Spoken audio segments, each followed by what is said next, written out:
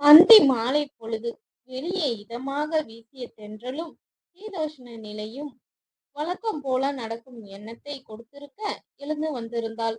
அதிலும் வழி நெடுகிலும் இருக்கும் பசுமையை ரசித்துக் கொண்டே உலாவதில் உதயாவிற்கு அலாதி பிரியம். அதை பெரிய வீட்டைச் சுற்றிலும் அமைக்கப்பட்டிருந்த பசிய புல்வெளிக்குள் செவ்வக காம்பவுண்ட் சுவரை ஒட்டியவாறு பார்டர் வைத்தாற்போல் வளர்க்கப்பட்டிருந்த மரங்களுக்கும் இடையே நடைபாதை அமைக்கப்பட்டிருந்தது. உதயா நடப்பதும் அதில்தான். அதில் ஒரு பக்க காம்பவுண்ட் சுவர் உடைத்து எடுக்கப்பட்டிருக்க அதை ஒட்டியவாறுதான் புது கட்டடம் உருவாகி கொண்டிருந்தது. அந்த கட்டிடத்திற்கு எதிர்ப்புறம் சற்று தள்ளி 2 கட்டிட வேலை செய்யும் குடும்பங்களும் தற்காலிக வீடு கட்டி தங்கியிருந்தனர். அதில் ஒரு குடும்ப தலைவன் தினமும் குடிப்பது, பிறகு போதையில் மனைவி மக்களை திட்டுவதும் சில சமயங்களில் அடிப்பதும் வழக்கமாக நடக்கும் ஒன்றுதான். முதலில் தனக்கென்னவென்றுதான் உதயாவும் இருந்தாள். அதைவிட தான் என்ன செய்ய முடியும் என்பதும். ஆனால் அந்த குடிகாரனின் பெண் அவளது தந்தையால் மொத்த குடும்பமும் படும் வேதனையை அழுகையுடன் சொன்னது நினைவிற்கு வந்திருந்தது. காரணமும் அந்த குடிகாரனின் சத்தமும், வேண்டாப்பா, அம்மா பாவம், விடுப்பா என்ற அந்த சிறுமியின் அழுகையும் தொடர்ந்து சின்னதுகளின் அழுகையும் காதுகளில் விழுந்த வண்ணம் இருந்தன.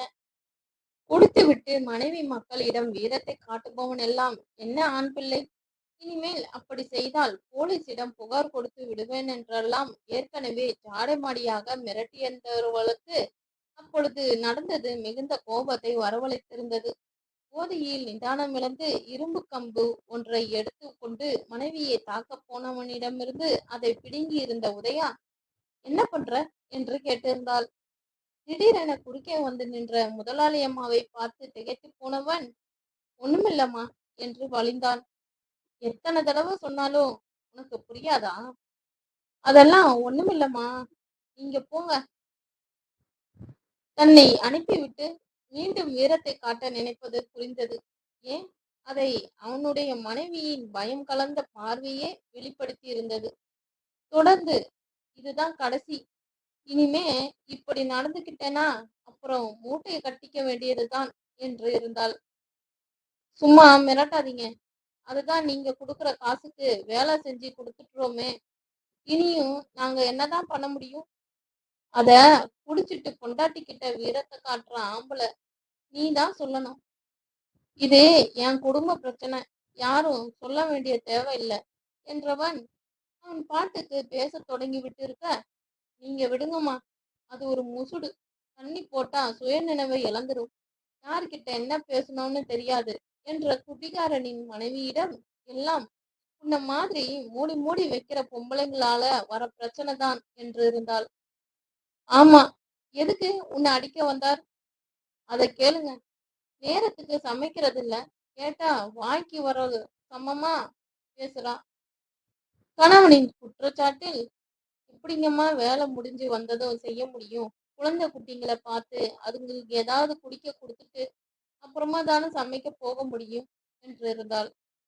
சும்மா அலட்டிக்காதடி. அப்போ ஒண்ணு செய், நாளையிலிருந்து நீ வீட்டையும் குழந்தையும் மட்டும் பார்த்துக்கோ. அப்புறம் சம்பளத்தை நீங்க சும்மா கொடுத்துருவீங்களா? அப்படி கேட்ட கணவனை அவனுடைய மனைவி ஏதோ சொல்லி அடக்க பார்க்க அவனும் மேலும் தொடங்கி விட்டிருந்தான். மத்தவங்க குடும்ப பிரச்சனையெல்லாம் நீங்க ஏன் தேவையில்லாம வந்து கேள்வி கேட்குறீங்க? போங்க மேடம், உங்களுக்கு ஏதாவது வேலை இருந்தா போய் பாருங்க என்று இருந்தான் அந்த மாணிக்கம். இன்னொரு முறை நீ இப்படி நடந்துகிட்ட அப்புறம் போலீஸுக்கு முன்னாடி கை கட்டி நிக்கணும் பார்த்துக்கோ. அதுக்கப்புறம் சங்கடப்பட்டு பலன் இல்ல, சொல்லிட்டேன் என்ற உதயா, உங்களுக்கு ஞாபகம் இருக்கட்டும், ஏதாவது பிரச்சனைனா முதல் வேலையா என்கிட்ட வந்து சொல்லு என்று அவனுடைய மனைவியிடம் சொல்லிவிட்டு வந்திருந்தாள். என்ன ஆண் பிள்ளை இவன்! வேலையை முடித்துவிட்டு வந்து குடித்துவிட்டு மட்டையாவதே இவனுக்கு சாதனையாம். ஆனால் அவன் மனைவி மட்டும் வேலையை பார்த்துவிட்டு வந்து குழந்தைகளை பார்த்துக் கொள்வதோடு வேக வேகமாக சமைக்கவும் வேண்டுமாமே. சரிதான், படிக்காதவன் என்பது சரியாகத்தான் இருக்கிறது. ஆனாலும் ஊர் உலகில் எத்தனை பேர் படிப்பறிவு இல்லாவிட்டாலும் இங்கிதமாக பெருந்தன்மையாக நடந்து கொள்ளவில்லை? இன்னொரு முறை வாலாட்டட்டும், சொன்னதை செய்கிறேன் என்று எண்ணிக்கொண்டாள். தான் மட்டும் சரியான நேரத்திற்கு போயிராவிட்டால், ஒருவேளை இப்பொழுது தான் வந்து விட்டதற்கு பிறகும் வீரத்தை காட்டுவானோ? உதயம்மா, சொல்லு பொன்னம்மா. ஐயாவை இன்னைக்கு இன்னும் காணலையம்மா. வர லேட் ஆகும்னு சொன்னார் என்று இருந்தார். கதிரவன் போகும்போது சொல்லிவிட்டு தான் போயிருந்தான். நீ சாப்பிடுமா. அப்படி சொன்ன பொன்னம்மாவை ஆச்சரியத்துடன் பார்த்திருந்தாள் உதயா. என்ன இன்னைக்கு மழை கொட்டுன்னு கொட்ட போகுது பொன்னம்மா. ஏம்மா? ம், உன்னோட ஐயாவுக்கு முன்னாடி என்ன சாப்பிட சொல்லிட்டியே. பார்க்கவே அசதியா ஒரு மாதிரி இருக்கியேம்மா. வாய்க்கு பிடிச்ச மாதிரி ஏதாவது வேணும்னாலும் கேளுன்னு நிறைய தடவை சொல்லிட்டேன். ஆனா நீ கேக்குற மாதிரியே இல்லையே. நீ வழக்கமா செய்யறதே பிரமாதமா இருக்கும்போது அதுக்கு என்ன அவசியமும் சொல்லு. சரிதான், உன் சித்தி கூப்பிட்டு இருந்தாங்க. எப்போ? கொஞ்சம் முன்னாடி. பெரிய போன்ல. லேண்ட்லைனை தான் பொன்னம்மா அப்படி சொல்வது. என்னவா? உன் போனுக்கு கூப்பிட்டா நீ எடுக்கவே மாட்டேங்கிறியா? ஏம்மா? பேசுறதுக்கு என்ன? விடு பொன்னம்மா. என்ன உதயம்மா, என்ன பிரச்சனை? அதெல்லாம் ஒண்ணுமில்ல. சரிதான், இந்த கிழவிக்கு எதுக்கு அதெல்லாம்? நீ வேற, ஊருக்கு வர சொல்லி கூப்பிடுறாங்க. போயிட்டு வர வேண்டியதானே? பிடிக்கல. என்ன உதயம்மா நீ? இன்னும் ஒரு தடவை கூட போகவே இல்லையே. மாசமா வேற இருக்க. அப்படியே அப்பாவையும் தம்பிகளையும் பார்த்த மாதிரி இருக்கும் இல்லையா? சரி பார்க்கலாம். பசிக்குது, சாப்பிடட்டுமா? ம், பேசுற. ஐயாவுக்கும் சாப்பாடு பரிமாறி நீயே பாத்துக்கிறியா உதயம்மா? பின்ன நீ போய் கொஞ்சம் உட்காரு போ. இல்லனா சாப்பிட்டு போய் படு. கொஞ்சம் போகட்டும் என்று பொன்னம்மா செல்ல ஏனோ அதிசயமாக உணர்ந்தாள். சித்தி வீட்டிற்கே அழைத்திருக்கிறாள் என்றால் கணவனுக்கும் அழைத்திருப்பாரோ? சில வினாடிகள் தான். பிறகு சரிதான் போ என்று அந்த விஷயத்தை மறந்து கூட போனாள். அலுவலகத்தில் இருந்து இரவு தாமதமாக திரும்பிய கணவன் சென்று குளித்துவிட்டு வந்து சாப்பிட அமர பரிமாறி விட்டு பிறகு தானும் அமர்ந்து கொண்டாள். ரோஹித் வந்து சென்றதற்கு பிறகு கணவன் மனைவிக்குள் நிலைமை சரியில்லை. அதாவது முன்னை விட மோசமாய் இருந்தது. கதிரவன் அவனாக தனது தவறை உணர்ந்து மனதார மன்னிப்பு கேட்டதால் இவளுக்கு கொஞ்சம் நிம்மதியாக இருந்தது. மீண்டும் பழைய நிலைமைக்கு மாறியிருந்தாள். உதயா, உனக்கு எப்போ செக்கப்புக்கு போகணும் என்று கேட்டிருந்தான். இன்னும் 2 நாள் இருக்கிறது. சரி, நீ சாப்பிட்டியா? ஓ, சாப்பிட்டேன். நீங்க வர லேட்டாகும்னு சொன்னதால பொன்னம்மா சாப்பாடு போட்டாங்க. அவங்களுக்கும் டயர்டா இருக்கிறதால போய் படுத்துக்கிட்டாங்க. அப்படியா? உடம்புக்கு ஒண்ணும் இல்லையே? அதெல்லாம் ஒண்ணும் இல்லைங்க. அப்ப சரி, நீயும் போய் படு. உனக்கு தூங்கணும் இல்லையா? இல்ல, நீங்க சாப்பிடுங்க. நானும் உங்க கூட வந்து படுத்துக்கிறேன். ம், சரி என்று சாப்பிட்டு முடித்ததும் தன் அறைக்கு போய் இருவரும் படுத்து உறங்கினார்கள். கணவன் திரும்பி உதயாவை பார்த்து, உன் மனசுல ஏதாவது இருந்தா சொல்லு. அப்படியே மனசுல வச்சுக்கிட்டு இருக்காத என்று கேட்டதும் புரியாமல் விழித்தாள். உன் சித்தி இன்னைக்கு எனக்கு கூப்பிட்டாங்க. நீ கூப்பிட்டு பேசிட்டியா என்று கேட்டிருந்தான். இல்ல, பேச சொன்னனே. பேசல. அதான் ஏன்? ஏற்கனவே சொன்னதுதான். பிடிக்கல. திமிரா? இல்லன்னு சொன்னா நம்பவா போறீங்க? சான்ஸே இல்ல. அதான் நானும் சொல்லல.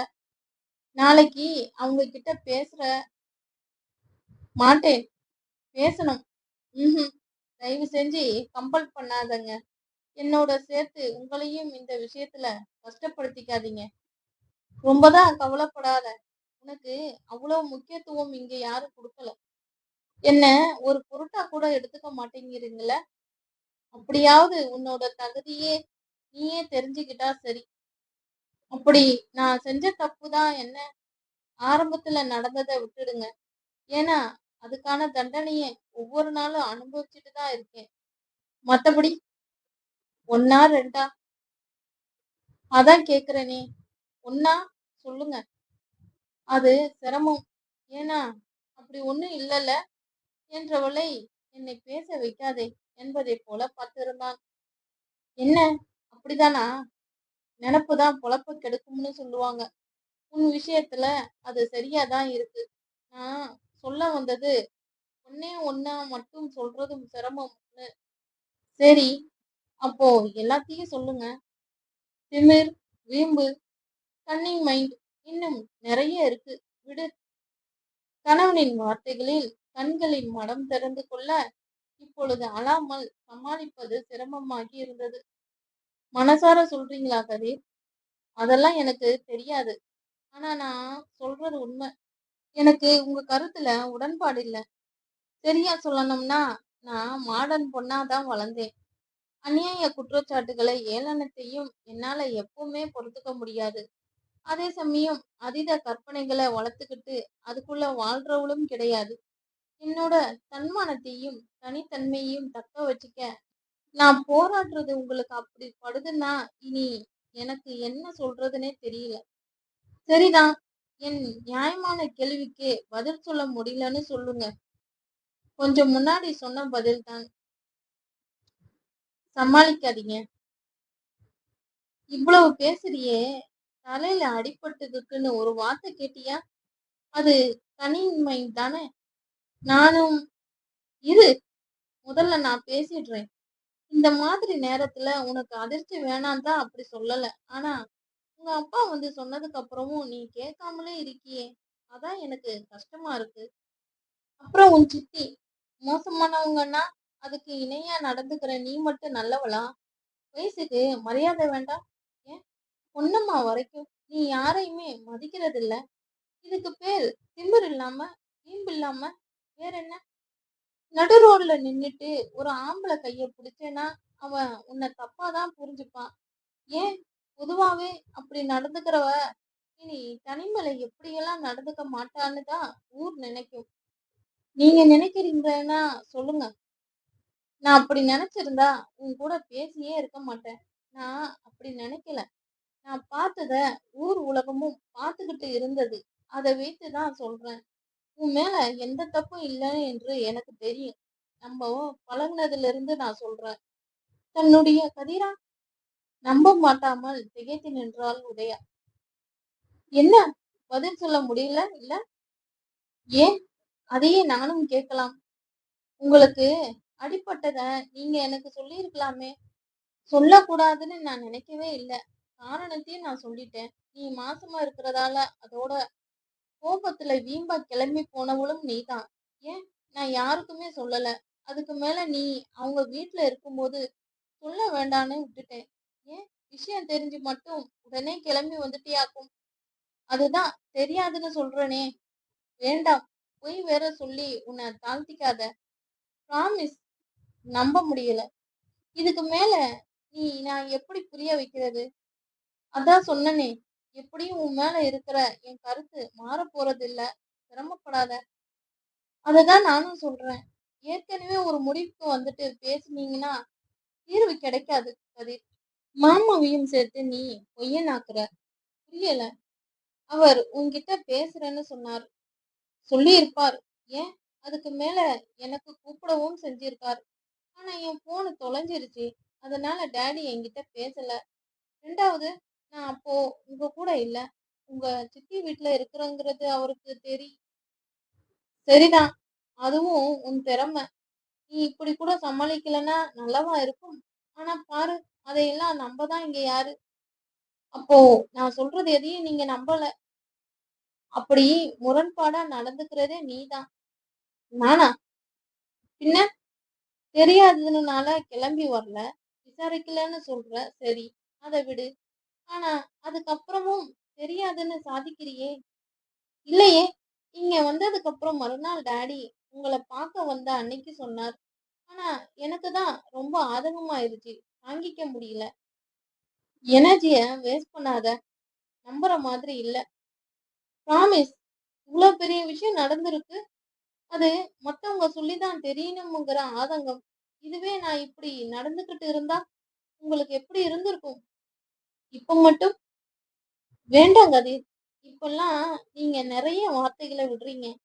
நிஜமாவே நான் அந்த மாதிரி இருந்து நீங்க பேசுனீங்கன்னா, ஆமா, நம்ம மேலயும் தப்பு இருக்குன்னு ஈஸியா எடுத்துட்டு போயிட என்னால முடியும். ஆனா, இப்ப நீங்க பேசுறது எதுவுமே நான் இல்ல.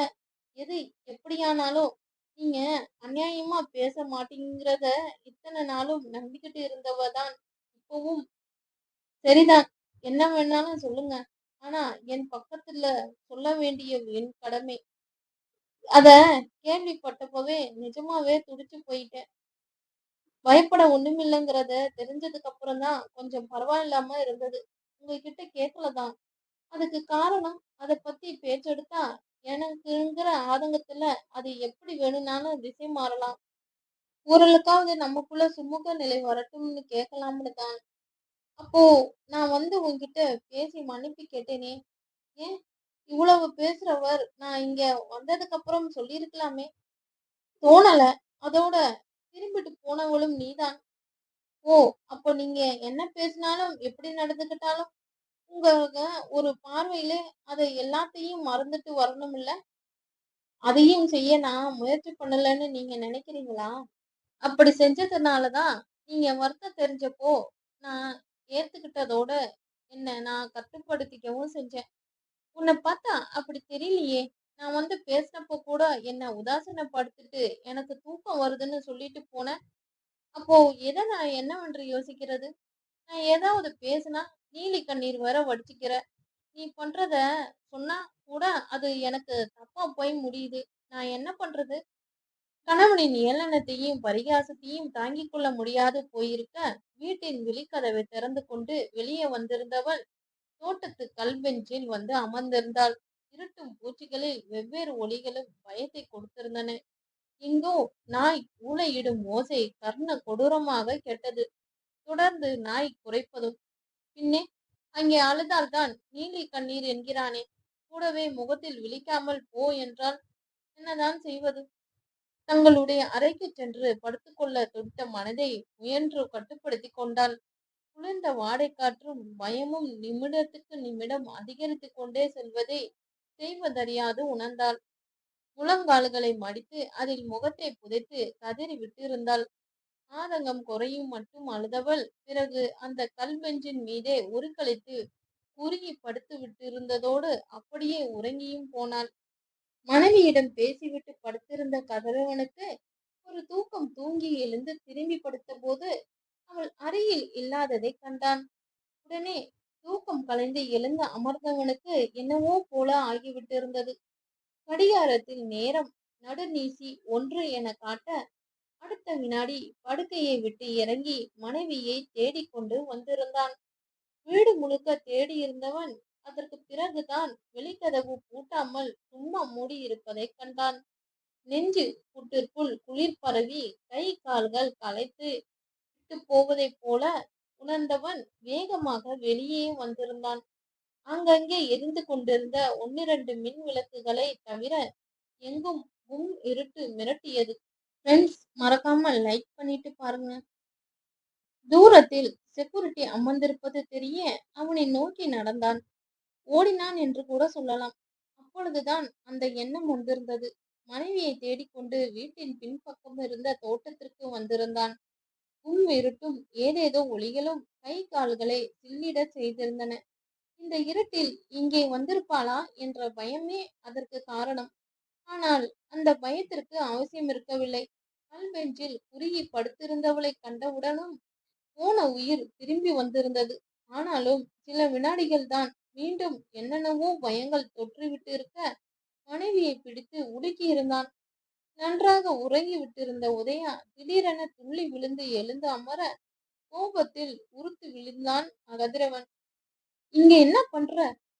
நல்லா தூக்கத்துல இருந்து விழித்தவளுக்கு முதலில் ஒன்றும் புரிந்திருக்கவில்லை. ம், என்ன? சுற்றும் முற்றும் பார்த்தவள் இங்கேயே தூங்கிட்டேன் போலிருக்கு என்று இருந்தாள்.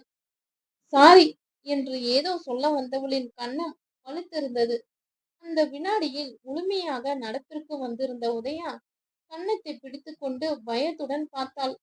கண்கள் சிவந்து கண்ணீரை கொட்ட அழுகையில் உதடுகள் பிதுங்கின. கதிரவனின் கவனத்திலும் அதெல்லாம் பட்டிருந்தாலும் மனதை இலகியிருக்கவில்லை. மாறாக கோபம் இன்னும் அதிகம்தான் ஆகியிருந்தது. தொடர்ந்து வீட்டிற்குள் இழுத்து வந்திருந்தவன் வெளிக்கதவை பூட்டிக்கொண்டு தங்களுடைய அரைப்படுக்கையில் கொண்டு வந்து தள்ளினான். இந்நேரத்துக்கு அங்க படுத்திருக்க அறிவில்ல? மனுஷனா எந்த விதத்திலயும் நிம்மதியா இருக்க விட கூடாதுன்னு கங்கனை கட்டிட்டு அலைஞ்சுகிட்டு இருக்கியா? எனக்கு வர கோவத்துல உன்னை வேணும்னே செய்யலங்க. எனக்கே தெரியாம தான் என்று மேலும் ஏதோ சொல்ல வந்தவள் கணவனின் கோபம் புரிந்து வாயை மூடிக்கொண்டாள். என் நிம்மதியை கெடுக்கணும்னே எங்கிருந்து வந்த? உன் சந்தோஷம் நிம்மதி மட்டுமே பெருசுன்னு சுயநலமா இருக்க. உன்னால மட்டும் எப்படி முடியுது? வாய மூடு. இந்நேரத்துக்கு அங்க ஏதாவது கடிச்சு கிடிச்சு வச்சிருந்தா? ஐயோ! தயவு செஞ்சு இல்லைங்க. இன்னொரு முறை இந்த மாதிரி செஞ்சா அப்புறம் நான் மனுஷனாகவே இருக்க மாட்டேன் என்று இருந்தான். உண்மையிலேயே நடுநிசியில் மனைவியை காணாததில் கதிரவன் நடுங்கி போய் விட்டிருந்தான். தோட்டம் என்றால் அது ஒன்றும் செயற்கையாக மட்டுமே வளர்க்கப்பட்டதல்ல. மரம், செடி, கொடிகளை வட்டப்பாத்தி கட்டி பராமரித்தது போக மீதி இருந்த இடங்களில் தானாக வளர்ந்த புல் பூண்டுகளுக்கிடையே தான் அந்த கல்வென்று அமர்ந்திருந்தது. அதிலும் கடைசி சில வாரங்களில் தொடர்ந்து பெய்த மழையில் புதர் போல களை மண்டி வளர்ந்து விட்டிருந்தன. சும்மா என்றால் அப்படி வளர விடுவதில்லைதான். ஆனால் திடீரென தொடங்கப்பட்ட வீட்டு வேலையின் திட்டம் மாறியிருந்தது. பழைய புதிய என 2 வீடுகளுக்கும் சேர்த்து ஒரே காம்பவுண்ட் சுவரை எழுப்பி தோட்டத்தை புது மாதிரியாக பராமரிக்கலாம் என்று விட்டிருந்தான். காம்பவுண்டுக்கு வெளியே வனாந்தரம் போலிருந்த இடத்தை சுத்தம் செய்துவிட்டு வேலையை தொடங்கியிருந்ததோடு அந்த பக்கத்து காம்பவுண்ட் சுவர் முழுவதையும் தகர்த்து அங்கு ஏற்கனவே இருந்த செங்கல் குட்டைகளையும் கலைத்து சுத்தம் செய்து இருந்தனர். புழு பூச்சிகள் இல்லாத இடம் இல்லை என்றாலும் ஓரிருவர் அதை கண்ணாலேயே கண்டதாகவும் பழைய வீட்டு புதற்குள் சென்று மறைந்ததாகவும் இப்பொழுது சில நாட்களுக்கு முன்புதான் சொல்லியிருந்தார்கள். அதற்கு பிறகு தனது முடிவை மாற்றிக்கொண்டு விட்டிருந்த கதிரவன் புது கட்டிட வேலை முடியும் போது முடியட்டும் என்று புதர் போல வளர்ந்து விட்டிருந்ததை சுத்தம் செய்ய ஆட்களை வரவழைத்திருந்தான். மறுநாள் சுத்தம் செய்ய ஏற்பாடும் செய்யப்பட்டு இருந்தது. அதை செய்து முடிக்கும் வரை பகலிலேயே, அதாவது வெளிச்சத்தில் கூட அங்கு செல்ல வேண்டாம் என்று எச்சரித்து வைக்க இருந்தவனுக்கு மனைவி செய்திருந்தது கோபத்தை வரவழைத்ததில் ஆச்சரியம் எதுவும் இருக்கவில்லை. அதோடு தொட்டு உலுக்கிய போது கூட எழாமல் தூங்கியது அவனை ஏதேதோ எண்ண வைத்திருந்ததோடு அது தந்த கோபத்திலும் பதற்றத்திலும் தன் நிலையை இழந்து விட்டிருந்தான். மனைவிக்கு ஏதோ ஆகிவிட்டது எனும் எண்ணமே அவனை அப்படி நடந்து கொள்ள செய்திருந்தது என்று சொன்னால் அது சற்றும் மிகையல்ல.